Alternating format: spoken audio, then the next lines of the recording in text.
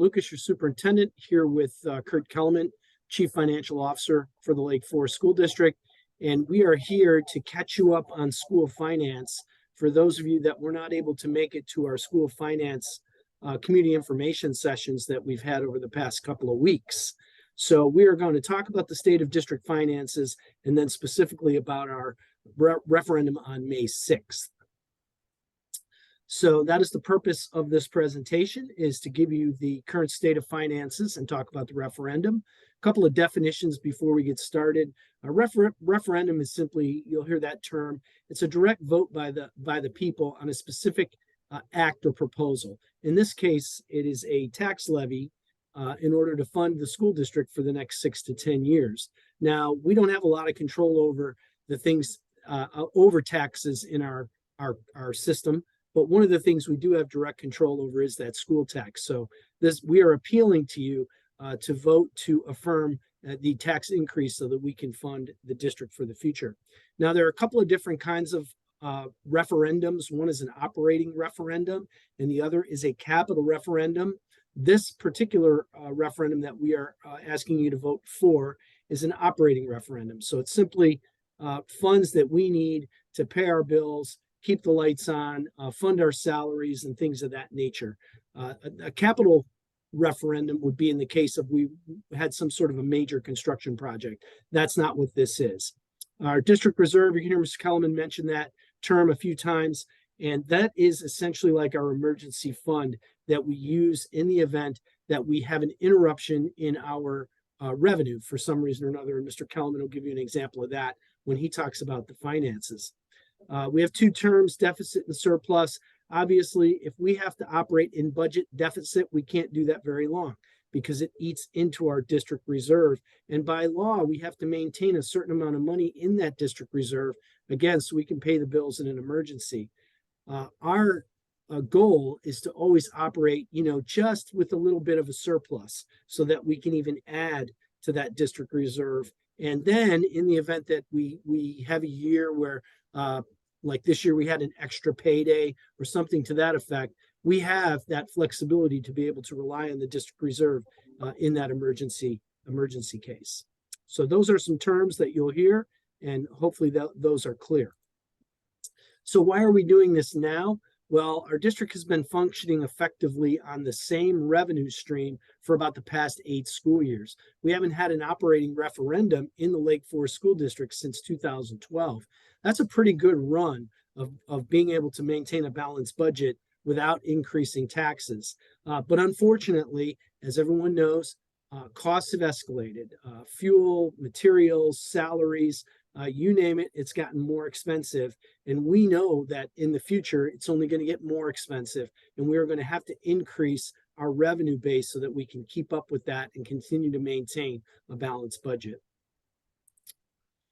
So the 4 areas that are greatly affected and why we really need to pass this referendum are staff recruitment and retention, school safety and security, transportation, and technology. Staff recruitment and retention, because the majority of any school district budgets are going to be made up of personnel.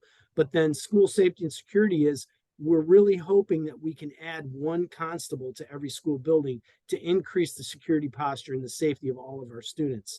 Transportation has gotten exponentially more expensive over the last 3 years.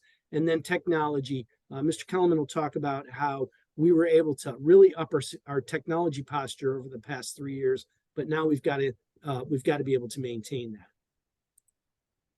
So with that, I'm going to turn it over to Chief Financial Officer, Mr. Kurt Kelemen, and I'm going to operate the slides. So Mr. Kelemen, I'll try to keep up, but if I lag behind, just let me know and I'll click to the next slide. So go ahead, Kurt.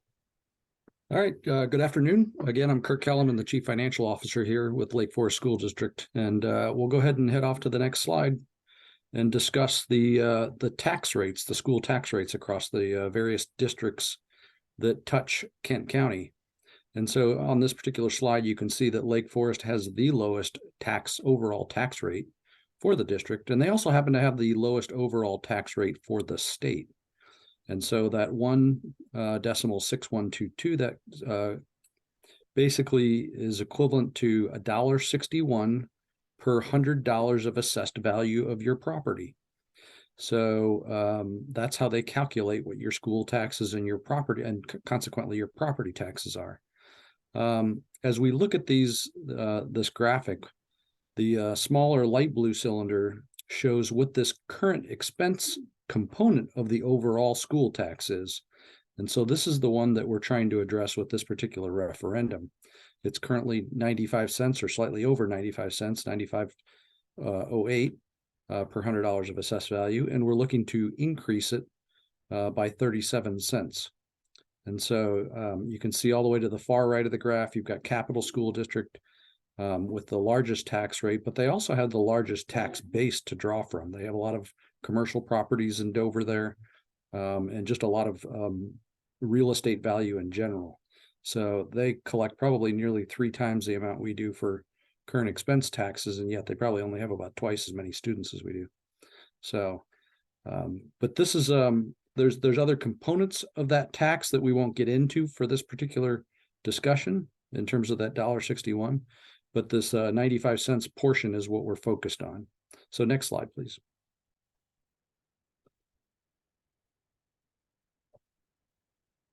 So this is our district reserve, and as Dr. Lucas alluded to, this is our basically our district savings account.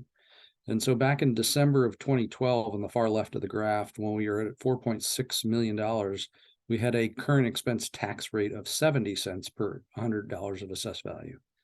And so that was the last time we went to a vote for a current expense tax increase.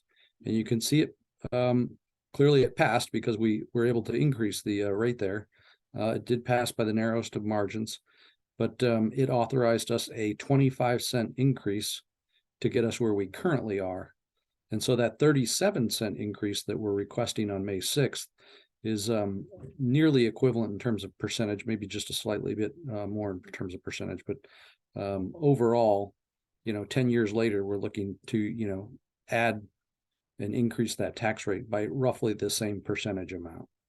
And so back then we had a lot of the same issues that we have that Dr. Lucas just presented: safety and security, transportation, technology. And so back then, the safety and security we added was 2 school resource officers, and that was one of the big initiatives back then. But you can see, even with the passage of that current expense tax, the increase to it, our district reserve kept continuing to decline. So we had budget deficit after budget deficit after budget deficit until we hit 1.7 million there. And really, when it got that low, we probably very well could have gone to an operating referendum back then in 2017. But the district did do some significant belt tightening, cutting back all budgets across the board, restricting travel, doing all sorts of cost-cutting measures. And so we were able to get it back up to 2.5 million in 2018, and maybe add a little bit more in 2019. And then, as you see, the last 3 successive years, we've been able to add about $400,000 a year to that district reserve. And much of that has been due to the influx of federal CARES money that we've received as a result of the pandemic. And so we've been able to leverage those funds in many cases where typically, we might have used local or state dollars, but we were able to leverage these CARES funds. And the other thing that these CARES funds did was they helped us avert a capital referendum, because we went to the Department of Education to request funding to replace our roofs across the district.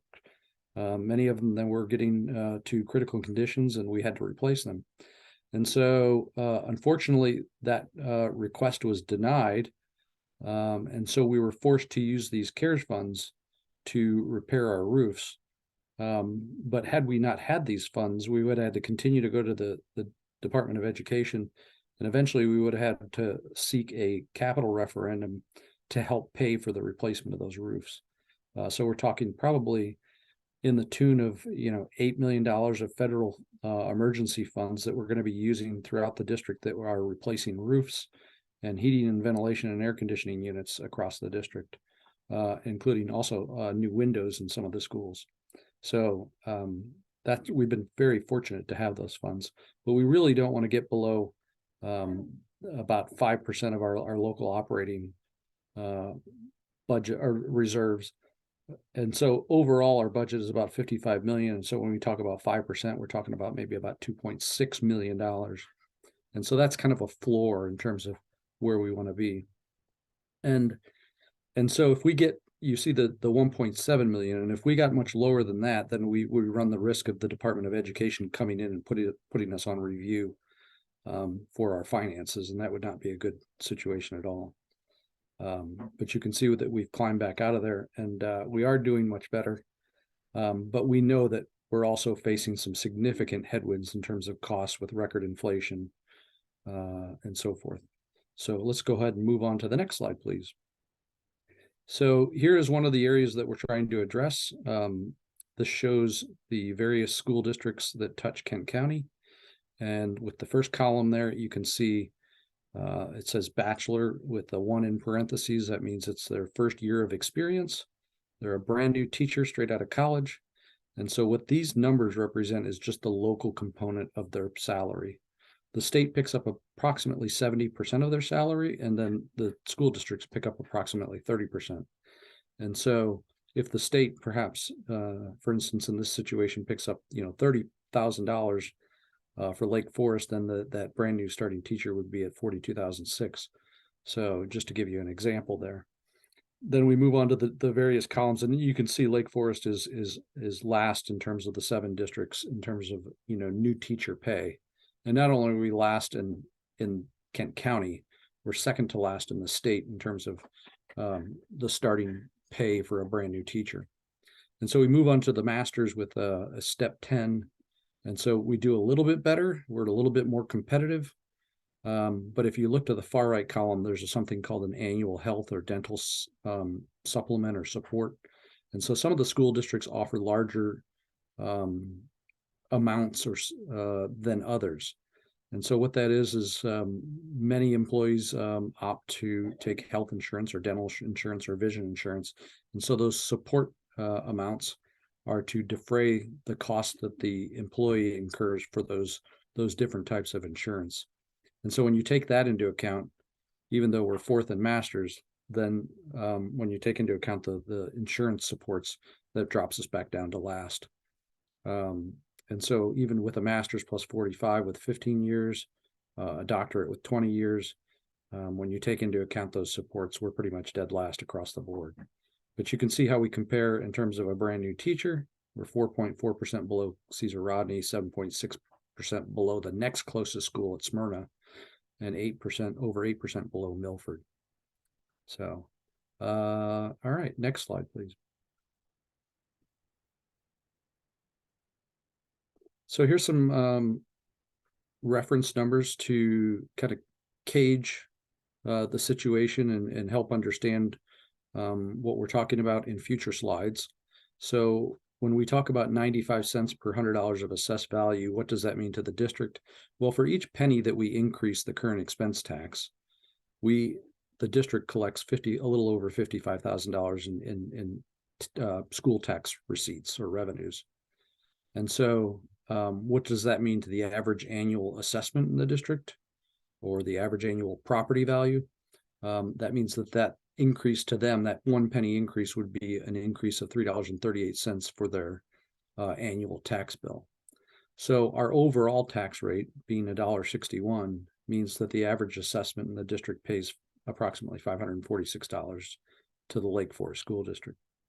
And so if we wanted to address that previous slide, the pay disparities that we have across the different districts, just to offer a 1% pay raise, and you think about $12,600, 1% is not going to make a huge difference. But just to do that, we would incur an additional cost increase to the district of approximately $100,000 when we factor in all the employees we have. So in order to pay that 1% local pay increase, we would have to raise the tax 1.8 cents in order to be able to fund that. So these are some financial reference numbers to kind of help you figure out where we're going. So next slide, please.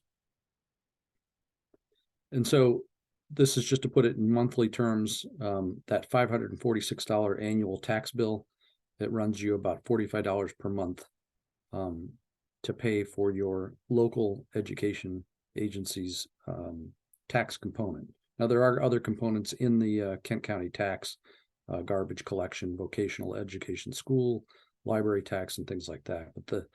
But the local education agency, us being Lake Forest School District, makes up the lion's share of your county tax. So in here, it's just a table to show you that we're currently at that 95 cents rate with an annual cost to the average assessment being $546 or $45 a year. And again, if we increase that by a penny, we're increasing the overall tax by $3.38. Doesn't affect the monthly cost very much. And then we look on down to towards the very bottom. We're seeking a 37-cent increase. And so that average annual assessment means that they would pay an additional $125 a year or $10 a month in terms of, and this would be phased in over 3 years, just to kind of reduce the burden on the taxpayers. So next slide, please. This is a topic that's on many people's minds, and it's been in the news quite a bit, the property tax reassessment. The last time Kent County properties were reassessed was 1987, and the last time the other counties were reassessed was even older. So all the counties now are going through the process of this property tax reassessment as a result of a ACLU lawsuit that basically argued that the taxes that were being collected for school taxes weren't getting to the right kids because there was an inequity in the way that the housing or the properties were valued across the state. And so you might have a house, they gave an example of a house up in Newcastle County that was, the market value was 1.2 million and they were assessed at, maybe $100,000. So their assessment was, 10% of their market value. And then you might have another case where there's a townhome or something up there that's, $150,000 and they're assessed at $100,000. And so there was a large inequity there. So this is one of their solutions, is to do this property tax reassessment. Now, a lot of other states and surrounding states around us have something in their laws to automatically trigger this reassessment on a regularly occurring basis, and I believe we do as well now. We will have that instituted such that I believe that it should trigger a property tax reassessment every 5 years. So now that we're going to get everything reassessed, now that the trick will be to maintain it and do this every 5 years so that we don't end up in this situation where we're 30, 40 years, in history as to when we did the last property tax reassessment. So really, this is trying to correct the inequities across the system in terms of property taxes. And so as Kent County, this is supposed to be revenue neutral. So if the county's collecting, $500 million prior to the reassessment, after they reassess everybody's properties, they will readjust the tax rate such that they continue to receive that same $500 million. So in our instance here, we saw that our current expense tax rate is 95 cents. Well, if we use the example of even numbers of $1 per $100 of assessed value with $500 million in assessments, that means the taxes collected for Lake Forest would be roughly $5 million. So after the reassessment, if they all of a sudden say that they've increased the value of all the properties to closer to the market value, and now our total assessments is $1.5 billion or 3 times more, then they would just reduce the tax rate by a factor of 3. And so that we would still continue to collect that same $5 billion. So it's supposed to be revenue neutral for us as the school district and the Kent County as well. But what's going to happen is there will be some winners and losers in this. And so after the reassessment, if your taxes happen to go up, that means you were probably getting by the last 30 years with paying lower taxes. And if, for instance, your taxes go down, that means you were probably paying too much over the last 30 years. So, for instance, there might be, 100 houses in the Lake Forest School District that are assessed at $50,000. And after the reassessment, maybe 20 of those will be reassessed at 200,000. Another 20 will be reassessed at 250,000. Another 50 or something will be assessed at 300,000. So it'll vary depending on what they believe the market value is on those homes. And so that's where you're going to have the winners and losers in terms of the reassessment. All right, next slide, please.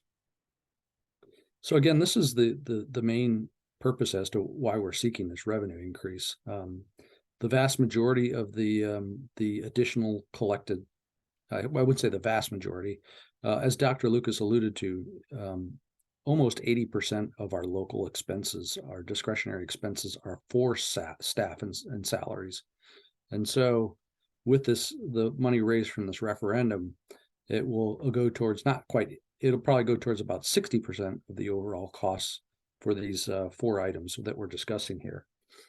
Safety and security is a big factor there that we plan on addressing with the constables in each of the buildings. So with there only being a school resource officer in the high school and the middle school, we have all the elementary schools that do not have any security personnel.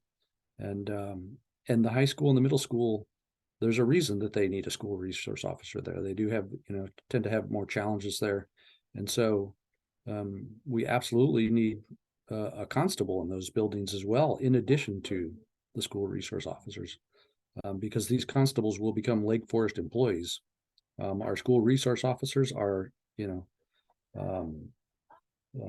law enforcement officers. One is from the Delaware State Police for the high school, and one is from the Harrington Police Department for the middle school.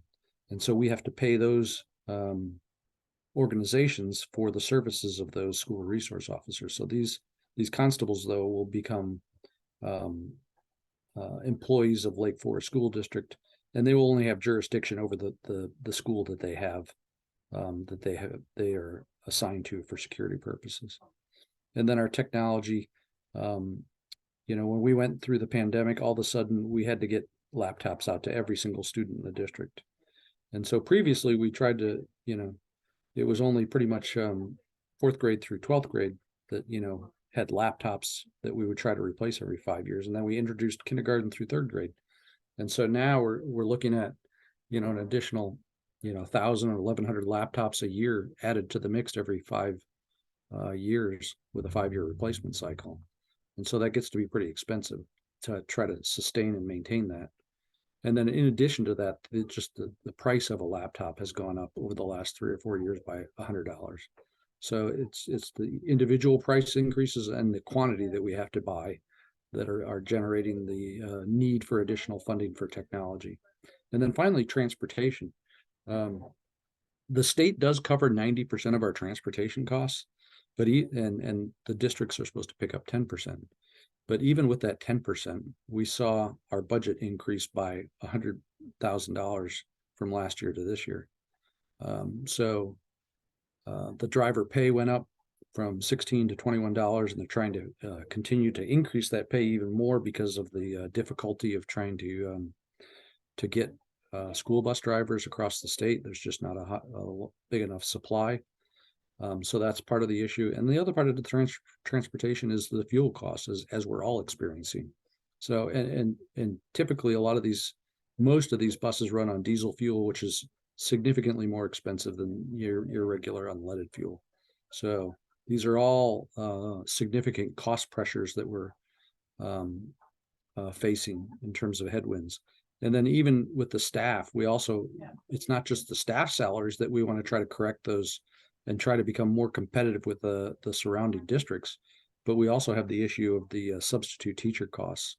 And so those, with the increase in the minimum wage legislation, over the course of 5 years, the minimum wage is going to go up roughly 50%. And so that's causing our substitute teacher rates to go up roughly 50% over 5 years. And so that's a significant amount of money when you're talking about having to provide relief for the teachers when they're out for sick leave or for personal days or whatever. So, or even for professional development. So these are all the types of headwinds that we're facing in terms of cost pressure. And it's not just these, it's everything that we're purchasing, from garbage collection to liability insurance. Everything we're seeing is facing increased costs across the board. these are just the largest ones that we can, you know, pinpoint a significant amount to. So, but this is the thrust of the purpose of this operating current expense operating referendum, and I'll go ahead and turn it over to Dr. Lucas. Thanks, Mr. Kelemen. Well done. So I will finish up here. Summarize that the district has operated within its means without a tax increase for the past 8 school years. And I will point out that the district has been excellent with its use of the resources, your resources that have been entrusted to us, and we will continue to do that. Unfortunately, the increasing costs, as we've mentioned here, are really requiring us to match the revenue so that we can keep our budget balanced.